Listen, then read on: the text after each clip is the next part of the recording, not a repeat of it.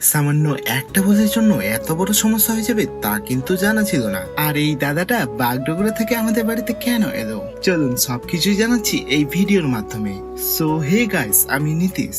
আর আমি শুনেছি মানুষের দিনকাল যখন খারাপ যায় কোনো কিছুই তার ঠিক থাকে না। আর আজকে তাই 1.5 ঘন্টা ধরে ভিডিও এডিটিং করে এক্সপোর্ট করার সময় দেখি আচমকাই সিপিইউ থেকে প্রচুর ধোঁয়া বেরোচ্ছে।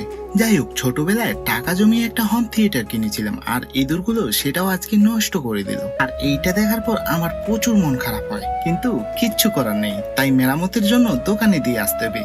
আর এই দাদাটার ফেসবুক পেয়ারটির নাম ভুল, তাই বাগডোগরা থেকে এসেছি আমার কাছে ঠিক করার জন্য। তোমরা কে কে এই দাদাটিকে চেনো অবশ্যই কমেন্টে জানাতে কিন্তু ভুলো না। যাই হোক, আগের ভিডিওতে কমেন্ট করেছে সীমা দাস। দাদা, আমি বিধাননগর থেকে বলছি, আমার নামটা নিও। বাই দ্য ওয়ে, সবশেষে আমি দোকানে চলে যাই আমার হোম থিয়েটারের স্পিকারটা ঠিক করতে দেওয়ার জন্য। আজকের ভিডিওটা এই পর্যন্ত, দেখা হচ্ছে পরে কোনো নতুন ভিডিওতে। টাটা।